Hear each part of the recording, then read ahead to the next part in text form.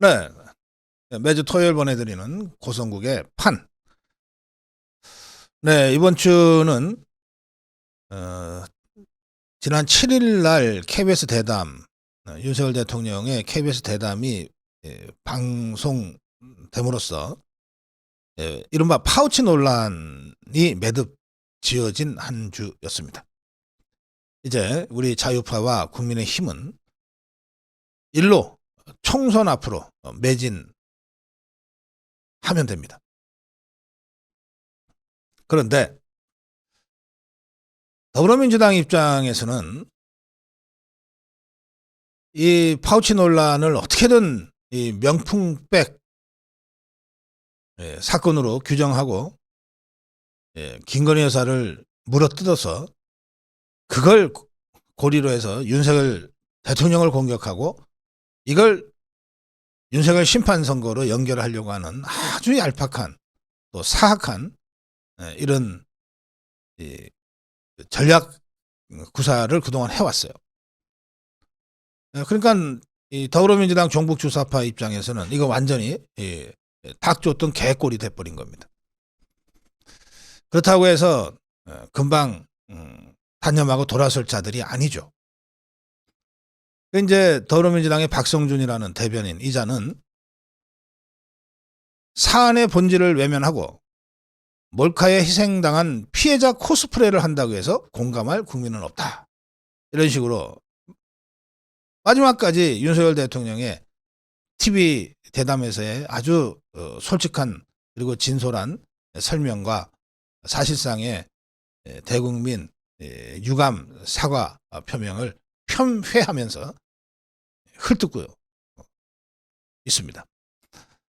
자, 그러나 닥쳤던 개꼴이 된 이 더불어민주당이 짓는다고 해서 이미 떠난 기차가 다시 돌아올지는 않죠.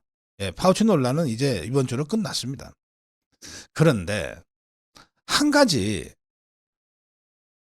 우리가 경계해야 될 것은 이미 매듭지고 떠났는데 자꾸 뒤돌아보면서 짖는 개들한테 호응하는 듯한 내부의 분란과 분탕이 있게 되면 그러면 매듭지어졌던 파우치 논란이 다시 되살아날 수가 있다는 거예요.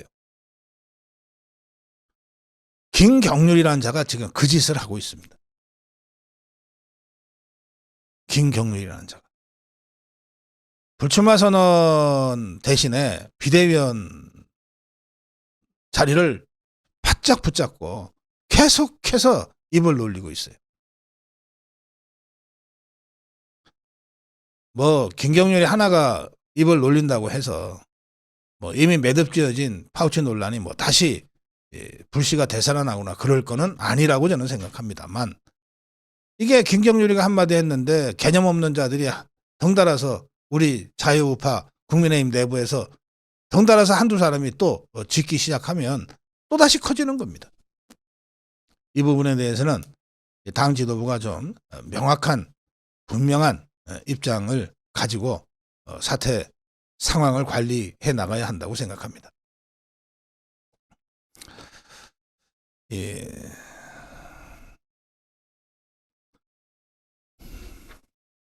김경률이가 뭐라 그랬냐? 뭐 제가 사실 별로 전하고 싶지도 않아요. 하도 역겨워서 말이죠. 이자가 뭐라 그랬냐면 이제부터는 우리가 매를 맞을 수밖에 없다. 당이 국민 눈높이에서 사과해야 한다. 그러니까 윤석열 대통령이 사과를 안 했으니까 국민의힘이 이제 매를 맞게 됐고 국민의힘이라도 대신 사과해야 된다. 이러고 나섰어요. 그러면서 윤석열 대통령이 내놓을 수 있는 최고의 카드 아니었냐. TV 대담은 대통령으로서는 더 이상 하기 어려울 것이다. 그렇다고 해서 이게 국민들이 납득할 수 있는 수준은 아니지 않냐. 따라서 이제 국민들이 매를 때릴 텐데 국민의힘이 맞을 수밖에 없고 국민의힘이 사과해야 한다. 이렇게 얘기를 한 거예요. 그러면서 정말 부적절한 얘기까지 했습니다. 뭐라고 그랬냐. 아버지가 사과하면 좋은데 그걸 못했다. 이제 아들이 두들겨 맞으면서 총선 때까지 가야 하지 않을까. 참내 정말. 아니, 지금이 무슨 15세기 봉건 시대입니까? 어떻게 대통령과 당을 아버지와 아들로 비유할 수 있습니까? 매우 부적절한 비유. 이런 정도 이 유치한 이 생각밖에 못하는 자가 비대위원이랍시고 계속해서 입을 놀리고 있는 거예요. 좌파들이나 좌편향 언론들 입장에서는 얼마나 받아먹기 좋은 떡이에요. 낼름 다 받아먹지.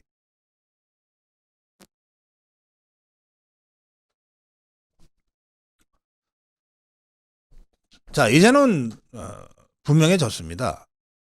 윤석열 대통령의 TV 대담에서의 설명과 국민들에 대한 유감 표명도 그렇고, 또 그 TV 대담을 보고 난 한동훈 비대위원장의 이야기도 일치되는 게 뭐냐? 이게 목사인지 아닌지는 수사를 해봐야 알겠지만, 간첩인지 아닌지는 수사를 앞으로 해봐야 알겠지만, 이 목사라는 자가 집요하게 공작적으로 접근을 해서 몰카 공작을 했다. 그 과정에서 이걸 단호하고 매정하게 아무리 돌아가신 아버지 인연을 앞세워서 접근한 자라 하더라도 이걸 단호하고 매정하게 끊어버리지 못한 김건희 여사의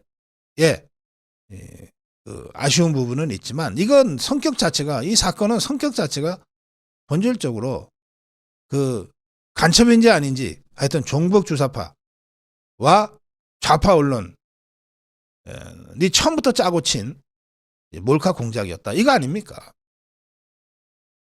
그러면 저 더불어민주당 박성준이라는 자는 피해자 코스프레 하지 말라고 했지만 코스프레 하는 게 아니잖아요. 피해자잖아요. 피해를 당했어요.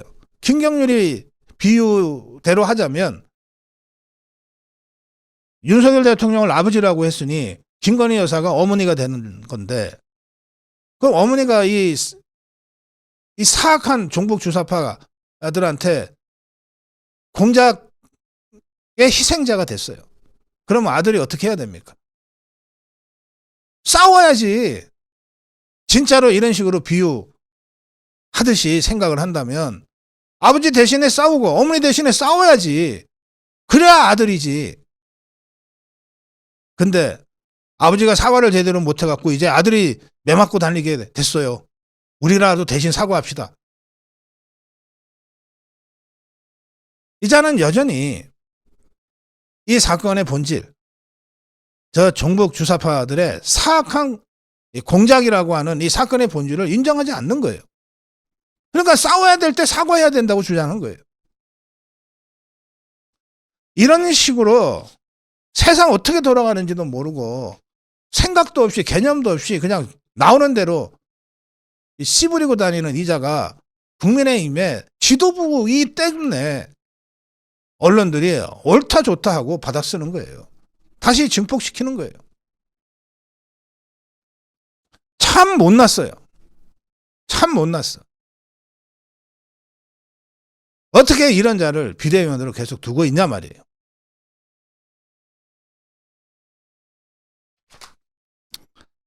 지금 제가 이 김경률이한테 할 말은 딱 하나예요. 뭐 길게 얘기할 거 없습니다. 그 입 좀 닥치라.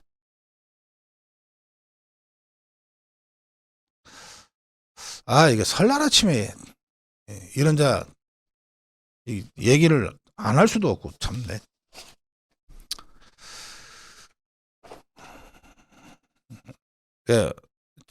홍준표 시장 이제 그만들 좀 했으면.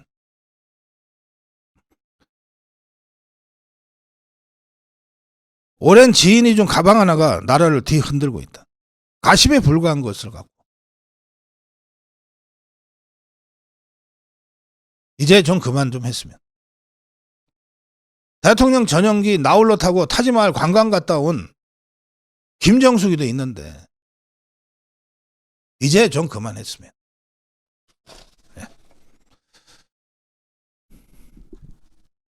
관종이 따로 없습니다. 이런 걸 갖고 관종이라 그러는 거예요. 고성국의 판이었습니다.